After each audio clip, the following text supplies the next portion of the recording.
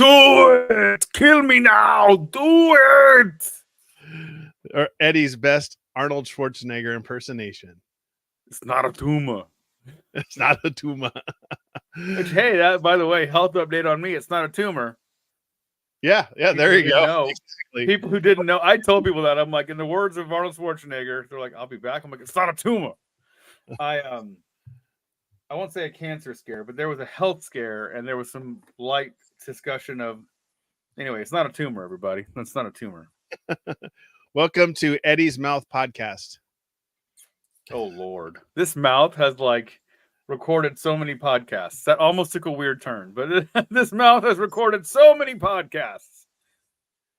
I wonder how many. You know, I quietly celebrated last year 10 years of podcasting. Maybe that's what happened, Eddie. Too much. The doctor said, "Hey, Eddie, you just too much podcasting. Your mouth can't take it." He's like, "I'm sorry, kids. You're just too darn loud. You're just too darn loud." Yeah, that's it. I'd have to sit down and do the math. I mean, I know I've probably easily have done 1,000 podcast episodes at this point for sure. That's crazy, man. That's a lot of podcasting. It's good though. Podcasting, a lot of casting of pods. Pods. Still going strong. In fact, took a small hiatus with the other shows, Paranormal Dads and Dimensions. But if you're paying attention to the Dimensions, a new episode very quietly dropped yesterday. Ooh. I saw that. Boom. We'll put that in the show notes so they can check that out. Check it out too. But today, right now, we're gonna hit up one of Eddie's favorite topics: pyramids. Right? I love it. The big question is, when do aliens come into play in this sucker? Which, by the way, what happened to the art on this one, man? Yeah, this one is not a good scan. It's very black and white-ish, and honestly, this one is the artist's illustrations aren't near as good as some of the older ones. But still, I'm seeing that now. Yeah. Oh, Gerald's in the chat, by the way. Gerald, you get it. Dropping some hints here. I was working on the Choose Your Own Adventure book that we're going to do, and of course I had to throw in some aliens in there. So Eddie will get in this. You know that you only get 2 choices before aliens show up. Yeah. I do have an alien abduction in there, several crevasses, several gorges. We're very obnoxious and arrogant. We know everything. Yeah. We have to sneak in. Oh, well, Gerald dropping a little Dimensions. He got in there. He already. Blake the Snake dreamed of becoming a sword. Yes. A guy comes at you with a sword made of snakes. You just gotta run. Man. Yeah. You're done. You're done. Or you throw orangutan ears at him that you've killed. If a guy came at me with a chimpanzee ear necklace, I'd be like, we've already lost the fight. That guy's got a necklace made of chimp ears. Yes. By the way, we should look out for our branded snacks, Lee and Eddie's French fried chimp ears. Chimp ears. It's like pork rinds. Got to put a weird warning on the label or something like that. May cause chimpitis or something like that. I don't know. May cause indecisions when faced with obvious. Don't touch the sparky plugs that's laying in a pool of water. I'll be like, go for it, pull it, do it. You might randomly attack a chimp or something like that. Yeah, you'll go to a zoo and just have the urge to start just unleashing fury on the monkeys for no reason. You can't do that. You can't bring that on your family. But yes, let's get going on this. Thank you for joining us tonight. We had a little bit of a hiccup, I think. We had some vacations and family dramas and all sorts of stuff. So we're back. We're back for more pyramid action. on a summer evening. Sit back. Tonight, I am enjoying from a combination of sparkling water, Topo Chico, and sparkling ice Starburst orange flavor. Oh, wow. That's awesome. Dude, it's so good. It's like liquid Starburst, which is the last thing I need. But it has 0 sugar, which, it's all chemicals, kids. Carnivorous plants back in the... Oh, there we go. Now we're going. Now it's a party. Got the All right. carnivorous plant. So if you're new to the podcast, thank you for tuning in. If you've listened to us before, what we do is we go through these old 80s Choose Your Own Adventure books and Choose Your Own Adventure adjacent books. And when we get to a decision, the wonderful people in the chat can help decide our fate. You, So not us. our lives are in your hands, Carnivorous Plant and Gerald. Literally. Literally. I mean, one of us is going to die for real on camera. That would be like the worst. This is like the most There you Black go. Mirror episode. You have to Tonight, we're going to really kill Eddie if you make the wrong choice. See, look, carnivorous plant. He's a plant that eats chimps. Oh, okay. Hey, nothing wrong with that. Does that make you vegan, or I don't know how that works? If a plant eats an animal? This is why you can't take us to Planet of the Apes. We just run at the screen. Right? We're just charging that screen with a pocket knife. Exactly. Them monkeys got guns. This is the future we were warned about. They did it. Those crazy bastards did it. They tried to warn us and Choose Your Own Adventure, House of Mystery, but nobody listened. And now look at you. You got an AK-47 carrying orangutan. I told you. I done told you. You got a gorilla with a bazooka. What do you want? I knew it as soon as we saw that orangutan playing a violin. It was all downhill. I said, you're gonna see spider monkeys with brass knuckles. You don't need this. That'd be the worst thing to fight ever. Brass knuckle wielding spider. Brass knuckle wielding chimp. All right. Should I start this one or should you? Yeah. So this is Secret of the Pyramids, Richard Brightfield. Yeah, go ahead. All right. Secrets of the Pyramids. Echo. With the worst illustrations I've ever seen. Yeah. Sure. We'll warn you. Literally. Hey, man, can you draw? No, you're hired. Well, this is still better than that Twister plot we did a while back. So, with the stick figures. Yeah, that was second grade art. This is probably third grade art. This is third grade for sure. You are relaxing one afternoon after school when you get a phone call from your Uncle Bruce, a brilliant scientist and world traveler. Notice they didn't say brilliant world traveler, so he's just okay at that. He's just, yeah, exactly. He's all right. I'm just in from Egypt, already bragging.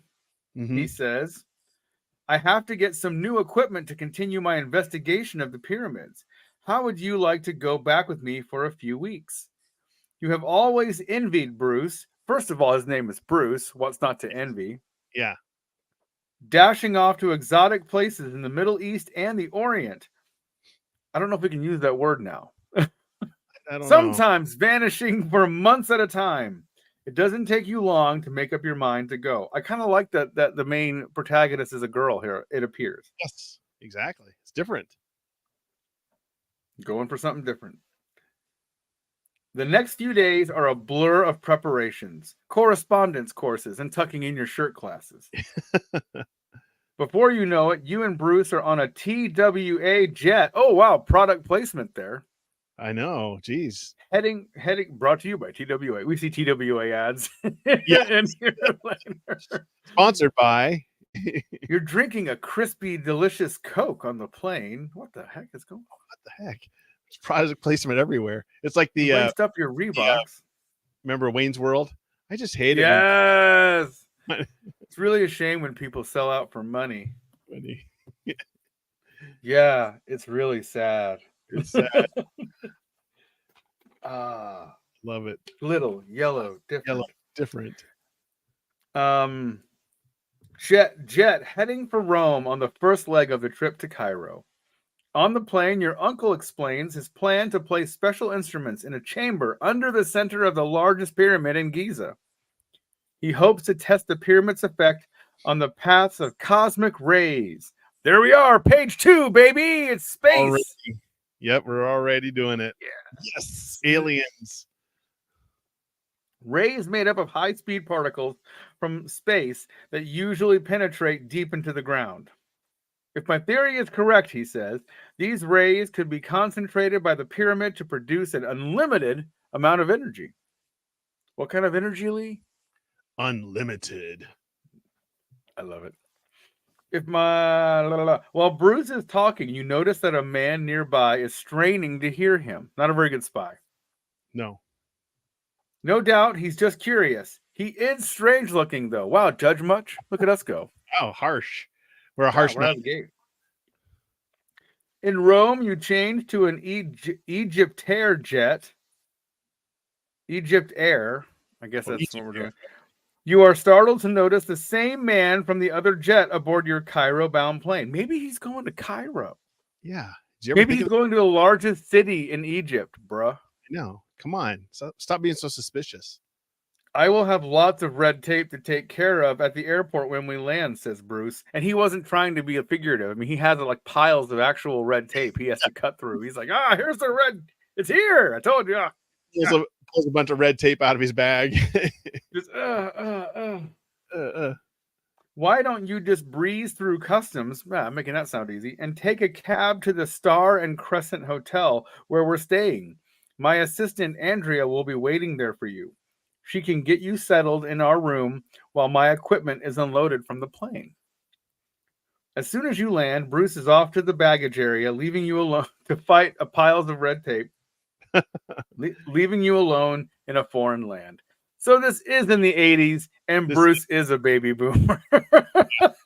This came out in 1983, so yes. You're 9. You're good on your own here in Egypt. Okay. Here's a pocket knife. Here's a pocket knife and some tape. You'll be fine. Have fun. As soon as you land, Bruce is off. Oh yeah, as if that isn't enough, the stranger from the old plane appears and hands you a small folded piece of paper, then dashes toward the taxi stand outside the terminal. Quickly, you unfold the note. Scrawled in red ink are the words, "Beware the Sphinx."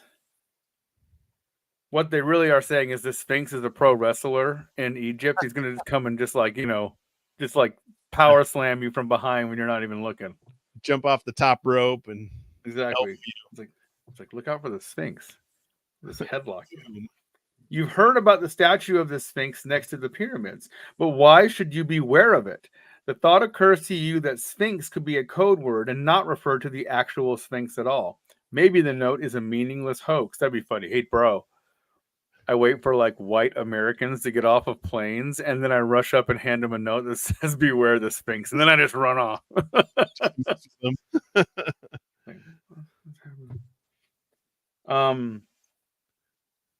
I said white because I was poking fun at the fact that ignorant American tourists.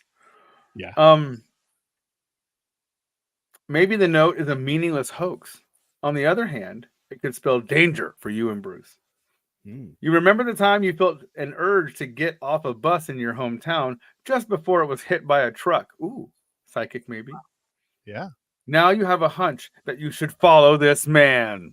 That's a big jump. Ooh. If you try to follow him, turn to page 13. If you decide that it is wiser to go to the hotel, go on to page 4. First decision of the night. All right. Let us know in the chat. So we've already hinted at aliens and mental telepathy, possibly in 2 pages. We got space. We have a mystery about the Sphinx. And now we have clairvoyancy. Yes. Oh, so carnivorous plant says follow. Okay. That's 1 vote for follow. Yeah. Gerald's fantastic. Fantastic 4 powers. Here we come. Yes. Cosmic rays. Affects everybody differently. Sometimes you can stretch around all over the place. Sometimes you're covered in scabs. Yes. Okay. So 2 votes for follow. Oh, so there we go.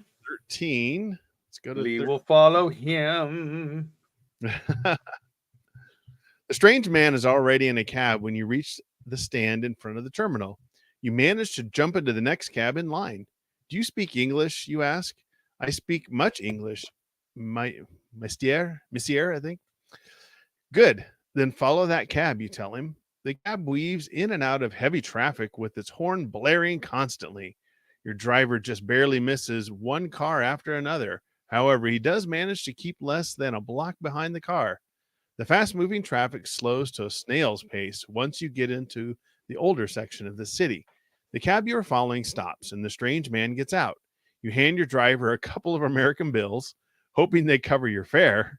Oh, Fortunately, the driver seems more than pleased as you leave the cab. That's funny. I mean, Here's right there, I was dead on. Ignorant American. Here's some American money. I hope it means something here. You can barely see through the thick crowd, but you do catch a glimpse of the man you are following. He is entering what looks like a cafe. You push your way over to the entrance. Go to page 37. The rhythmic beat of Middle Eastern music hits your ears as you go inside. There is a heavy smell of incense. A belly dancer sways in the center of the dance floor. You find a table off in a dim corner. You can't see the man you followed, but your eyes are still adjusting to the darkness. 96. Jumping all over. All right. That was the name of mine and Lee's emo metal rock album in the 90s. Was that? Adjusting to the darkness. Adjusting to the darkness. There you go. The waiter brings you a long-handled pot containing thick, strong coffee. He pours it ceremoniously into a small porcelain cup. It tastes somewhat bitter, but not too bad. You sip it slowly as you watch the dancing. We're 9-year-olds sitting in a bar watching a belly dancer. Tell you what, this is what happens when those boomers left us alone. I was like, this is a nice cup of Joe. I'm 7. I'm 9. I'm 9. We look like we're 9 and we're dead in this illustration. I don't know. Continue on, man.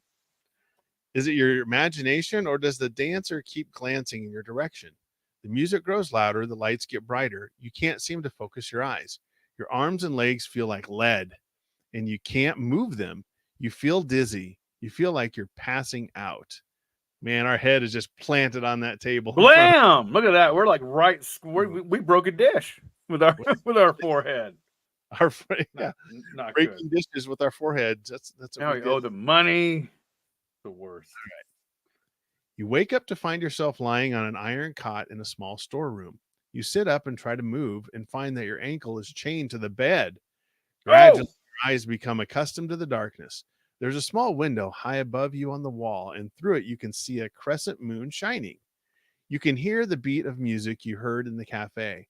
You sit there in half darkness, trying to figure out how to pick the ancient-looking padlock that secures the chain on your ankle. The door to the room opens slightly, throwing a shaft of light inside. It's bright enough for you to recognize the dancer from the cafe. Quietly, she closes the door and whispers in your ear, "My name is Serena." Oh, yeah, there you go. There's Serena. Yep. Expertly drawn. Yes. By Mrs. Wilson's 3rd grade class. Let's see. Okay, my name is Serena. I will help you escape. She inserts a long, thin bar into the padlock on your ankle. The lock snaps open. Here, quickly, she says. Stand on my shoulders and climb out the window. It leads to the rooftop. Why didn't she just take us out the door that she came in? Right? Oh, well, maybe there's people there. Anyway, I will pull myself up and follow. You want to go with her, but you have no idea who this woman is and where she might lead you. You could be getting into a worse situation. You look at the window high up on the wall and then at the open door in front of you. See, there we go. All right, here we go. If you decide to accept Serena's help, turn to page 73. If you don't trust her and try to escape through the door, turn to 104.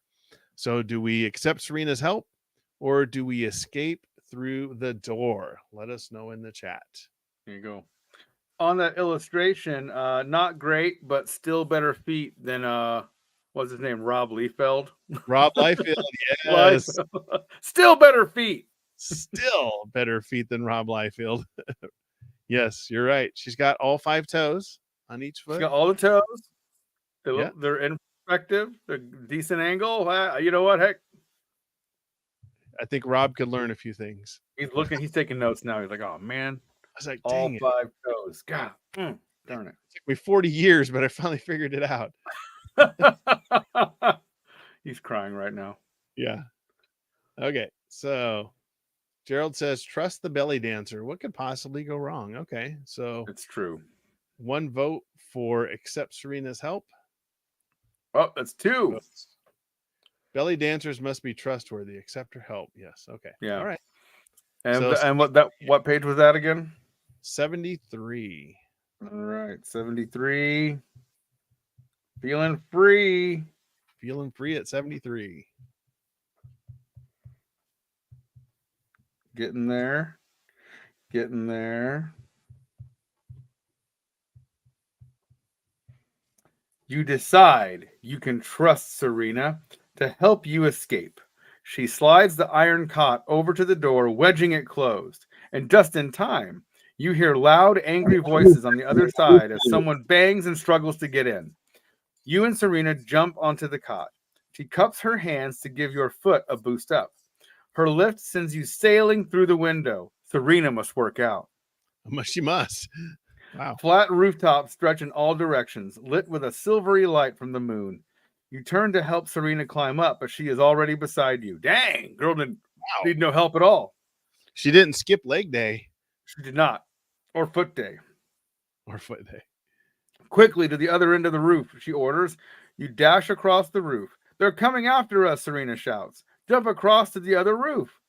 You look across and then down. You can't tell how many stories the drop is, but it looks like a long way down. The gap seems terrifyingly wide. Can you make it if you jump? If you decide to jump, turn to page 103. If you decide to take a chance with the people who are after you, turn to page 108. I mean, they may catch you and be like, I don't know. You know what? Just go ahead. That's okay. We thought we wanted to kill you, but we changed our mind. I think yeah, we'll do something else. I love Gerald. Parkour. Parkour.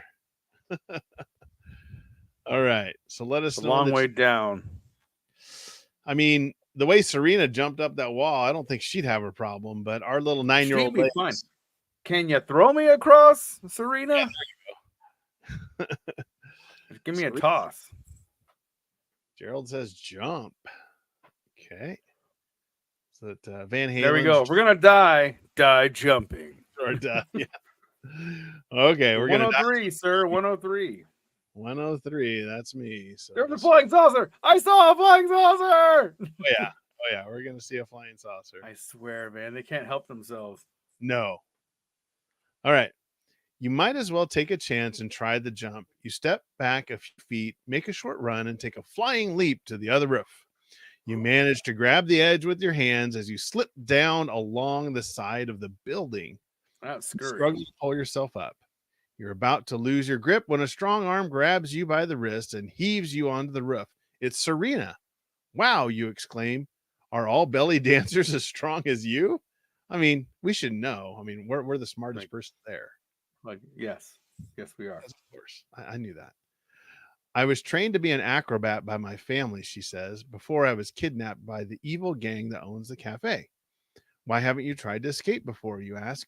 I have, she says, but it's not that easy. They control this quarter of Cairo completely. Now my family has discovered where I am and has arranged for my escape, but you will see. We must hurry. I hear someone coming. So, page 110.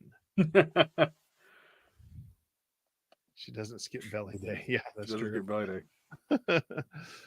Serena leads you down a long flight of stairs. You follow her through the passageways that are so narrow you can barely squeeze through. Sometimes you can hear shouting nearby, see the flickering beams of flashlights searching the dark corners where you were standing only a few seconds before. Finally, in a narrow alley, Serena stops and listens for a few minutes. See that donkey cart over there, she whispers. It is from my village. I have arranged for it to meet me here. I will crawl into the bottom of it. Watch how I do it, then follow. There is just room enough for you to squeeze into the cart. Serena arranges the straw over the two of you and then signals to the driver with a low whistle. The cart starts off. You go through narrow alleyways, then down larger streets. Gradually, the street noises die away and you guess that you are outside the city. I think we're safely away from our pursuers, says Serena. If you wish, you may find your way from here.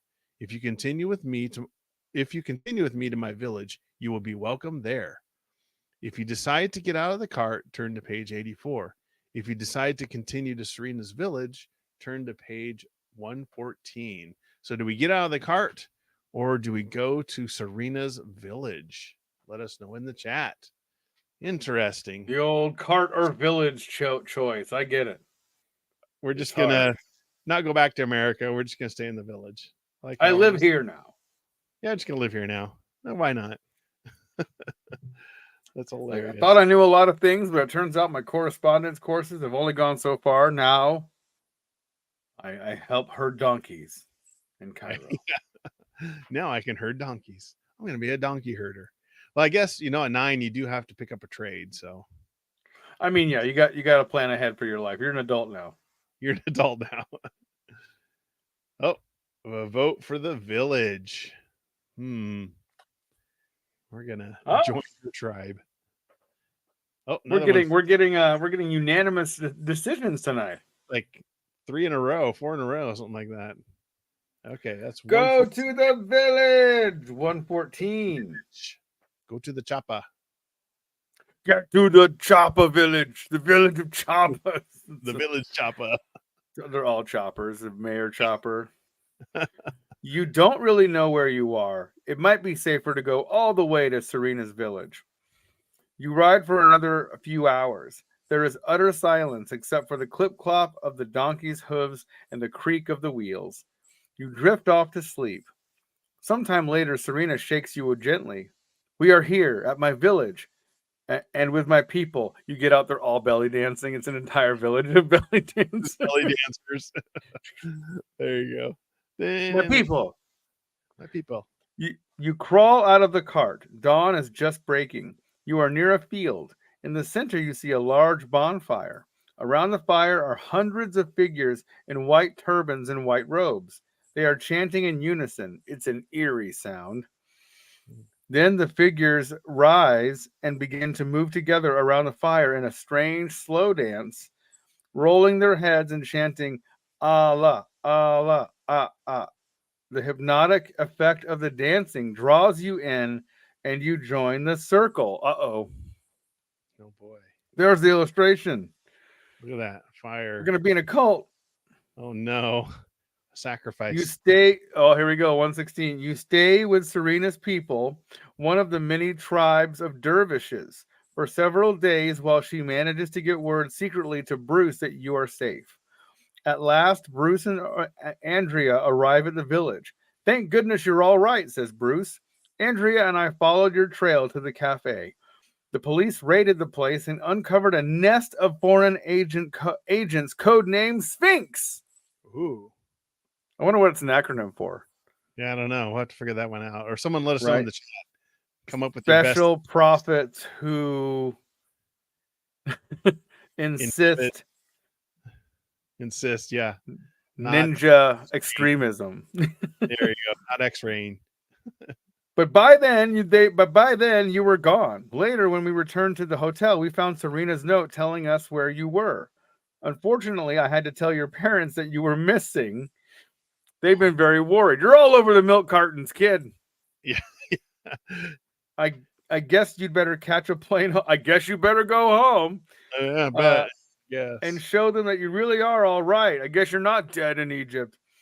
Dang. I am sorry you had only one day in Egypt. Back in the States, whenever you see the dawn, you think of those white-robed figures chanting their hymn in the first light of day. You weren't in Egypt very long, but it was an adventure you'll never forget. Yay. Do we have a little wah ending there? Who can we Yes.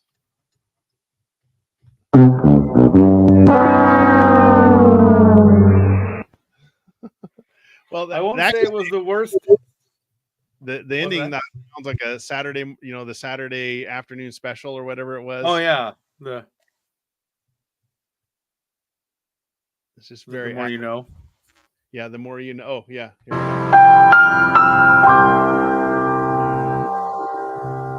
Yeah. All right. We got through without dying, and we got through with literally nothing happening. Happened to. I mean, we got chased by some gang members. We did. And we got chased. We jumped. foreign agent named Sphinx. So It's we true. need to get an acronym. We didn't meet any aliens. No aliens. We did hint. It's true. Bruce is hinting at it, and They we hinted. realized we may have some sort of precognitions or some sort of mental telepathy. Yeah. So, but it was just very vague. Sorry, I scared your mom. Told her you were dead. I guess you better go home. Yeah, I like that one. Well, they thought you were dead, so they're kind of disappointed that you're alive. Yeah, exactly. This is the boomer style. Like, here's your uncle. Well, I guess I got you killed. I guess I told him you were dead. You should probably go home. Probably should go home since you're alive. I was wrong. Stay in Egypt. So so now we should probably move on to the other book, huh? Yeah. We will go through this one again. Don't worry. Maybe we'll find aliens next time. I saw illustrations of UFOs. Oh yeah. Look at this. They're there. We're gonna find aliens. It's just a matter. I saw one where like a ghost face was coming out of the Sphinx. Yeah, and then there's one where like the blocks of the pyramids are levitating. People are using mental powers or something so it's there. It's just we got to find it. So, we found what might be the most boring ending. I think you might be right. Certainly in this book. We had lots of parkour. Yeah. No, Gerald's right. Yes. Well, any of you 80s kids should be super stoked. We are busting out a Transformers. Yes. Choose Your Own Adventure book. This is Find Your Fate Junior. Oh no. Again, in the 80s, I was just realizing this, Eddie, and you probably realize it too. So you watch Transformers, which is essentially a commercial, for action figures, but then really was. They use the commercial to sell more commercials inside that commercial. So it's just a giant commercial like bomb. I completely hate Transformers. I don't even know what that's awesome. Anybody would I love them. I can't even kid. If you look at the cover of this book, what's that? Commercials. Or watching a commercial with commercials. A commercial within a commercial, and then they saw the Choose Your Own Adventure books, and they're like, "We need some of that sweet Choose Your Own Adventure money." These kids will buy anything. Kids will buy anything, the dummies. If you look at the cover of this book, and you are even remotely familiar with the Transformers animated movie, 1986, what's on the cover is Hot Rod off to the left. He might be Rodimus Prime now. Who knows? Yes. And Cup up on the right. Yep. And Galvatron square in the middle. And I'm conflicted because I have the conspiracy theory that Hot Rod, through his negligence, not through intention, got Optimus Prime killed. You killed Prime, Hot Rod. You know you did. You're a dirty murderer. You dirty little murderer. It was your fault. Eddie shed many a tears watching Transformers in the movie theater with his Optimus Prime figure in his lap. I literally have this sitting next to my Optimus Prime in a throne. It as a kid, you're sitting there like so pumped to see the movie. You're like, they made a gosh darn movie. You never thought they were going to make a movie of the things that you liked, I know. And here they are with a gosh dang movie featuring the Transformers, the one and only Optimus Prime, my favorite. And I'm so excited. And I will say that movie starts off powerful. Oh yeah. They're not playing games. They're screwing around, man. But it also starts off with so much death. You're like, oh, dead, he's dead. Oh my God, they killed Ironhide? They killed yeah, when they bust open that wall of and everybody. Such heroics. Yes. Oh yes, heroic nonsense. Blows a guy's head off. His head off. Gosh. And you're like, as a kid, you're like, you're not equipped for this yet. At least you shouldn't be. And you're sitting there like, oh. And then they go, and Prime, he put the boots to so many other like Decepticons. I mean, he went out for sure. And then he's fighting Megatron. He's winning. He's got some hurts. He's got some cuts. And then Hot Rod's like, let me help. And he gets in the way. Yep. And what's Prime got to do? He pulls his punches because he's in the way. Oh, I can't anymore. Can't do it. Can't even do Cup it. told him to Can't stay do it. away, man. You don't have that emotional damage thing fired. That soundbite. Let's see. I don't think I have any emotional. I only have like the deep thoughts. All Oh, I can say I should have done is flashback. Go back to 1986. Eddie's trauma. those were my hopes and dreams falling when that all happened. But anyway, the point Yes. is this book's not going to have any Optimus Prime in it probably, so we should just dive into it here. Ooh, yeah. And so the little tagline is you must help the Autobots stop the Decepticons from destroying the world! No Exclamation. pressure. No pressure, kids. No pressure. Oh, look at this. Somebody put a little star on the inside cover. You gotta love any indication that this is a physical book that we got scanned in. This isn't some PDF thing. It used to be a physical book. Someone put a gold star in there. Yes. Let's go through this. Let's see. 1986 is when this came out. Well, it makes sense. If it was Wow. after the movie. Well, the illustrations aren't terrible. No, they're pretty good actually. Yeah, this is okay. There's Hot Rod. Yep, this is after the movie. So yeah, we won't be seeing any Prime. All right. So Eddie. you've got Prime's blood on your hands. Yeah. Am I starting this one? Yeah, go ahead and start this one. I started the last one. It's a cool, clear night in the desert. The sky is crowded with stars, and the only sound is the faint whisper of a breeze. There's no sign of trouble as the Autobots Cup and Hot Rod drive along. Earth can be so very beautiful at times like this, observes the old warrior Cup. It sure can, agrees his young friend, Hot Rod, even if it doesn't look at all like Cybertron. You know, this desert reminds me of something, recalls Cup, who is fond of telling stories of his younger days and the fierce battles he's fought. Everything reminds you of something else, laughs Hot Rod good naturedly. No, not really. This is like the desert world of Sonicron 4, 5. The Sonites were tiny little insect folks with legs that could. Hey! Hot Rod interrupts him. Look at that, up in the sky. Another innocent Autobot I can murder by my negligence. By my bad decisions. Cup looks up. It's just a shooting star. No, it's not. I don't know what it is, but it's coming right toward us. Oh boy. Whatever it is, it's blinking on and off, yells Hot Rod. Let's see if we can get right under it and check it out. In minutes, the strange object is low enough in the sky for the Autobots to see it clearly. It certainly isn't a star. It's some type of spacecraft. Cup and Hot Rod watch as it comes down for a sputtering landing on the other side of a large rock. They hear the clanking, wheezing sounds of damaged engines breaking down. I've never seen anything like it, Cup admits, staring at the rickety ship that is patched together from odd parts and scrap metal.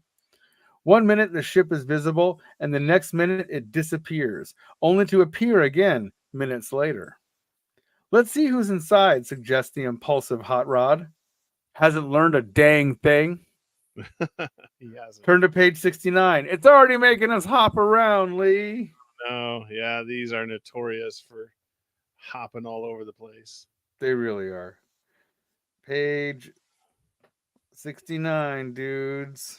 69 dudes. Oh, here we go. I'm almost there. Not so fast, warns Cup. Maybe this is a Decepticon trick. That thing could be crawling with Decepticons. They just love to get their grimy hands on one of their Autobot enemies. Well, do you think we should go back for some other Autobots to back us up? Asks Hot Rod. The Autobots can't decide. The choice is yours. Oh, okay. If you think Cup and Hot Rod should investigate the spacecraft right away, turn to page 54. If you smell a Decepticon trap, have Hot Rod and Cup go to the Autobot city of Metroplex for a backup team on page 20. Oh, okay. I like how they really put it in your hands, so to speak. You're the one. And they're like, who are you? I was like, I did like the G.I. Joe one where they made you part of the team. Yeah, that was kind of cool. I agree. It was. Yeah, you were. And we got Mr. BRS 2794. Hello. Twitch. Hello. Welcome to You Choose. Yes. Get to Let us know. choosing. Get to choosing. We If should y'all can see behind me, I don't know if you can. I have a giant Omega Supreme transformer back there. Can you see him in the background?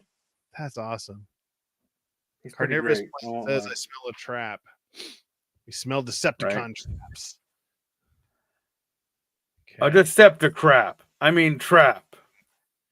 Oh, Mr. BRS says, get some backup. So we have 2 We votes got for get backup and 1 vote for investigate. So we're going to get backup then. So it's 2-1. That would 2-1. Backup page 20. 20. So I'll go to page 20 here. Go get some backup so that we don't make another mistake and kill another Autobot. I've got more Do you Autobots. shoot? Exactly. Bumblebee's calling for your help. What do you do, Hot Rod? Shoot him in the head. Wait, that's not how you help Bumblebee. Shoot him. Shoot him in the head. Anyway. I think Hot Rod's not on our team. Yeah. What team is he on anyway? What's he playing for? Sand and gravel fly in all directions as the 2 Autobots race out of the desert. They zoom all the way back to Autobot City, Metroplex. Soon they're reporting to their leader, Ultra Magnus. We must investigate further, Ultra Magnus agrees. Quickly, he dispatches an Autobot team to return with Cup and Hot Rod. But when the Autobots get back to where they saw the ship land, Springer shakes his head. Nothing here but rocks and sand. Empty desert as far as I can see. But there was a ship here, protests Hot Rod. We saw it. You must have sand in your sensors, Hot Rod, jokes Jazz. I'm telling you, there really was a spacecraft here, cries the bewildered Hot Rod. What do you think? Is Hot Rod right? Or are the 2 Autobots having some sort of mechanical breakdown? Oh, man. If you want the Autobots to return to Metroplex and have Hot Rod and Cup checked out for loose wiring, turn to page 68. If you want them to search the desert for the spacecraft, turn to page 31. So let us know in the chat. Do we go back to the Metroplex or do we search the desert? Loose wiring. Listen, if it was just Hot Rod, I'd say ignore him. He's a murderer. If it was Cup, I'd be like, oh man, but it's clearly both of them. And you're like, okay, we got to listen. I don't know. Should we make Hot Rod guilty by, or Cup guilty by association? Right. Oh, look at Gerald. Gerald says he has an Omega Supreme and a Scorponok. Wow. He's a Transformers lover. That's cool. See, I knew it. I knew Gerald loved Transformers. I could tell it. I could see it on him. Smell it. Just like they could smell Decepticons. All right. We got search and look and go looking. So there we go. I think we got to vote for search the desert. This is so Gerald. Sure, there was Hot Rod. Sure. All right. Yeah, buddy. He's like, guys, look, I didn't really kill Prime. Yeah, sure. He fell down on this knife. So we're gonna go looking around. That is page 31. Here we go. Tell you what, Cup, Hot Rod, says Springer. We'll take a good look around, but if we don't find anything, you 2 had better go back and get yourselves a good checkup. This is a blast, chuckles Jazz. A sand blast. Ugh. I expect better puns from you, Jazz. Come on, Jazz. The Autobots spread out to search. At first, they find nothing unusual, only sand and gravel and sand. But suddenly, Hot Rod cries, I found something. Look at this. Not that many actually cries. Hot Rod cries, I am a murderer. I did it. I didn't listen and it got Prime killed. There's a smooth path. If there's any justice in Autobot land, they're going to hold him accountable and put him in take him to trial. Ooh, yeah, there you go. There's a smooth path in the sand, as though something heavy had been dragged away. Sorry, Hot Rod, mutters Jazz. It looks like there really was a ship here. The Decepticons are the only ones on Earth, besides ourselves, who are powerful enough to drag off a spacecraft, observes Cup. It looks like they've got it. They've got it. But they won't keep it, cries Hot Rod eagerly. Come on! Let's go kill some people. Kill some. Springer, Hot Rod, Cup, Jazz, Prowl, and Sunstreaker follow the trail of flattened sand through the desert. For a time, things go smoothly, almost too smoothly. But then suddenly, the path ends when the Autobots come to rocky terrain. Now what? Wonders Jazz. The Autobots spread out, trying to pick up the craft's trail again, but it's in vain. They can't find so much as a misplaced pebble. But then Cup stops short. Wait a minute, he says sharply. Everyone, take cover. What does Cup see? Hurry! Turn to page 14. Hurry, hurry, hurry, hurry, hurry. Love it. It's a Decepticon. It's the construction scavenger rolling quickly across the desert in his steam shovel form. He's got something caught in the jaws of his shovel, whispers Springer, but I can't quite see what. Just then a woman's scream hits the Autobot's audio sensors.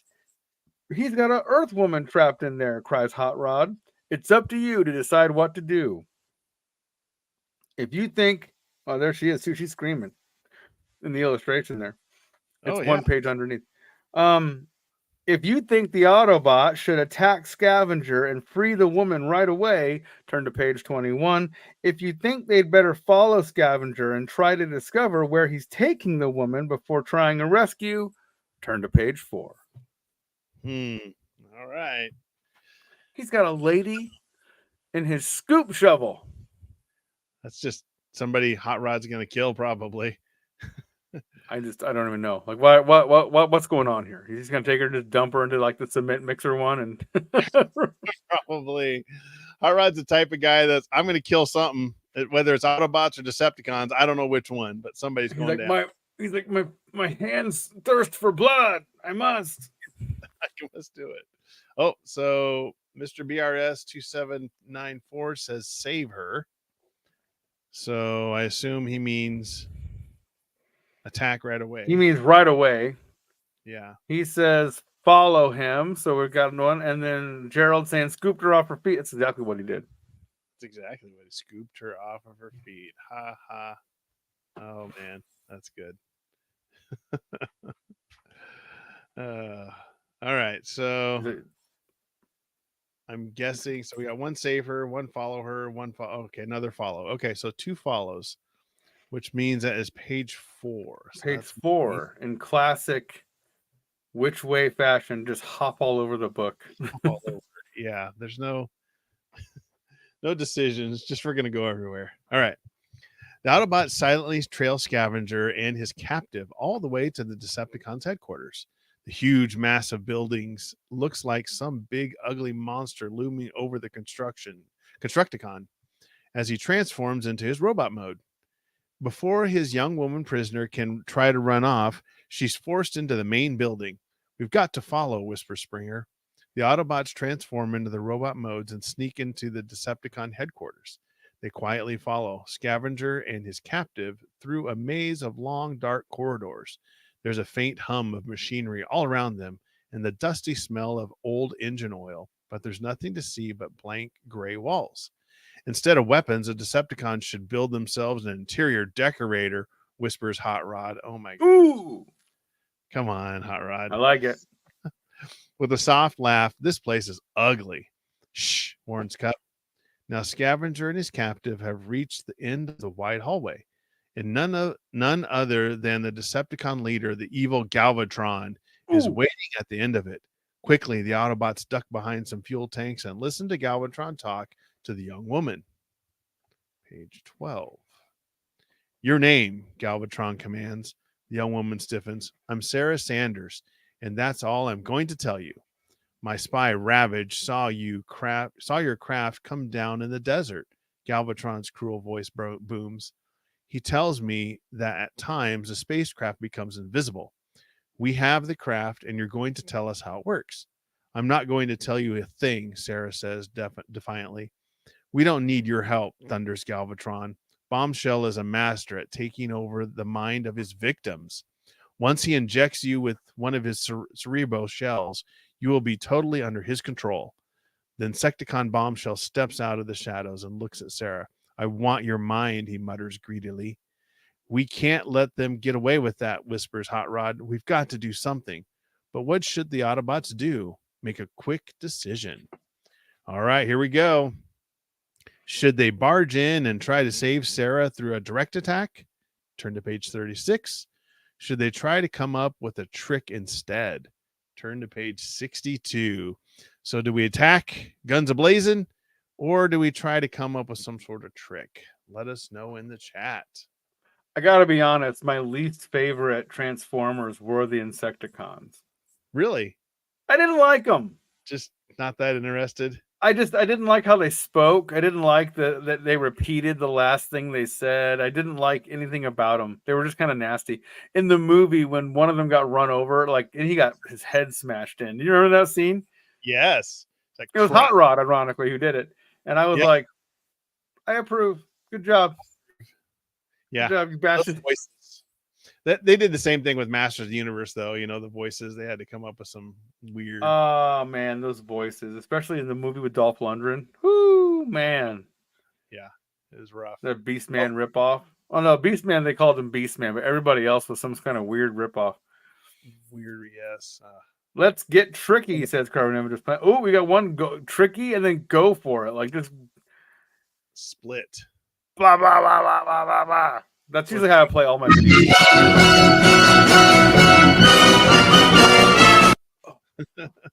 That's how it works. That's right. Captain Kirk. Kiss Just it or go kick in. He's like, punch it or I'm kissing it. Or both, which is weird. Or both, yeah. All right. Yeah, so every video game I play, it's like, you should go in with stealth. And I'm like, how about... Guns ablazing. It never works. Yeah. Play. Okay. Save her. Okay. Tricks. We're going for tricks. Tricks instead of treats. Page 62. Eddie. Silly Insecticon. Tricks for kids. Silly Insecticon. All right. 62. Here we go.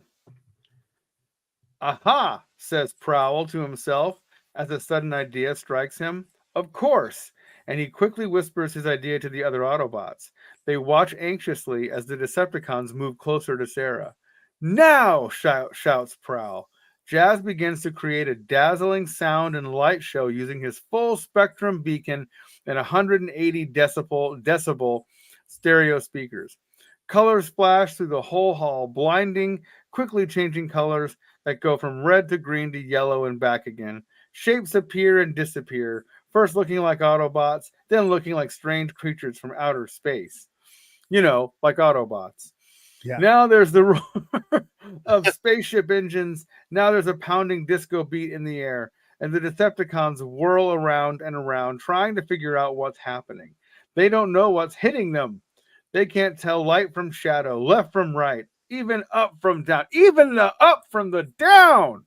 Wow, that's how confused they are. We're under attack, yells Galvatron at last. As the bewildered Decepticons scramble for their battle stations, Sarah runs out of the room and smack into the Autobots. She screams. Good on you, Sarah. Shh, says Cup. We're Autobots. Friends. Follow us. I don't have much choice, gasped Sarah. And Sarah, you're right. Turn to page 24. Hopping and skipping. They're all tricked by a rave, Gerald says. Exactly. Weren't we all tricked by a rave at the end of the day? 24. With the young woman safe in their midst, the Autobots run down the hall. Well, wait, Sarah pants. You're so big. I can't keep up with you. With your permission, Mr. Sanders. Like Mrs. Like Colonel Sanders. What? Oh, this is chicken. With your permission, Miss Sanders, says Prowl politely and scoops her up. Never mind the formalities, yelled Hot Rod. Here come the Decepticons. The Autobots race on at top speed, firing at Decepticons as they go. Quick, shouts Sarah. I heard them say my spacecraft was down the hall. But at the end of the hall are two doorways. Which door? asks Sunstreaker. I don't know, Sarah admits. Someone has to make a decision quickly. Flip a coin. Oh wow, we Oh, have to flip a coin. okay. If it comes There's up no heads, choices here, kids. Yeah. take the door to the left and turn the page. If it comes up tails, take the door to the right. Oh, okay. I like that. That's actually not All not bad. right. All right, let me get the coin here. And The we'll You flip it. Choose Power Coin. Here we go. Heads. Heads. So take the door to the left. Turn to page 67. 67. And this is you, Lee. Okay. I don't mind that mechanic. That's it's different. No, it's kind of fun. Yeah, kind of a fun thing to sneak in there. Throw in every once in a while. Okay. Ooh, this one's a little blurry. The door to the left opens onto a courtyard. In the middle of the yard stands Sarah's spacecraft. There's only one problem. It's guarded by Decepticon droids. The droids are scanning all who enter the courtyard for clearance. When they don't pick up the correct Decepticon emblem on the Autobots, they begin firing their laser guns immediately. At such close range, they quickly wipe out the Autobots. Sarah is recaptured. She becomes Bombshell's slave. The Decepticons learn all about the invisibility device, and the Earth soon becomes a big Decepticon playground. The end. Wow. Hot Rod did it again. Good job, Hot Rod. Good job, buddy. I blame you. I blame you for this coin flip. So last time Hot Rod killed Optimus Prime. This time he wants Earth to become enslaved by Decepticons. He just can't win. He killed everybody. Now you killed everybody, Hot Rod. How do you sleep at night? Well, he's dead now. He's dead now. So I like Mr. BRS 2794. Oh well. It's true. Oh well. It's like, okay. You know, All hey, right. well, we died. We died tonight. There's that. We didn't die last time. That did go dark. It did go dark quick. Literally a minute ago, we're having a rave, and now we're all dead. I guess, what lesson do you learn there? Rave and you die? Or just, sometimes you just gotta let Jazz do his thing, knowing that tomorrow and the next thing you do, you're gonna be dead. Yeah, so enjoy the moment. Enjoy the party. Remember at the end of the Transformers and G.I. Joe, you got to have a little lesson. Oh yeah. So today on the invisibility device, we learned that they had a choice to make, a very important choice, and they chose to make that choice with a coin flip. Next time you have an important choice, don't flip a coin. There you go. Don't flip a coin. Ask your baby boomer parents what they should do, or look up a correspondence course. So now the cartoon is educational, and you can put it on TV, so that's not a commercial. It shows like Billy and Freddie playing after school. He's like, "Hey Billy, should I eat this rat poison or not? I don't know. Flip a coin. Hey kids, what are you doing? Oh man, that's a bad decision, Billy. You shouldn't do that." Hot Rod walks up to him. That's not a good idea. Don't do that. That looks delicious. What are you doing? It's rat poison. Oh man, don't do that. You gotta wait for your leader and patriarch to get in a pickle, and then have a wizened warrior say, "Don't get involved," and then you get involved. He tells him, "Yeah, don't flip a coin next time. Next time, don't flip a coin to make decisions. Use your brain, like I did." Hey, I'm the only one still alive. Ding. And knowing is half the battle. GI Transformers. Yeah. As a Hot Rod walks away, he accidentally steps on the kid and kills him. Squishing them. Yay. Oh man. We should do one of those audio bits and share it with our friends. Oh yeah, we should try to come up with like a fake ad. Yeah, a fake PSA. Or Hey, yes. What are you doing? Do it, Billy. Eat it. This rat poison looks delicious. What should I do? I don't know. Flip a coin. All right. Hey, what are you doing? Oh man. Let's play reverse Russian roulette, Freddy. Yeah. Here's a gun. Put all the bullets in except for one. Okay. That's how you do it. What are you kids doing? Guns are cool. Oh wait, hey, don't do that. You shouldn't play with guns. Don't do that. Don't use a gun like that. Use a gun like this. Starts pistol whipping him. Yeah, that'd be the best. That hot rod, kills the kid at the end anyway. What you do is you wait for your dad to get held hostage, and then you make a decision. Like I did. What happened to your dad? Well, he's dead. Well, but now I'm the leader. Oh, on the bad side, my dad is dead, but on the good side, I'm the new leader.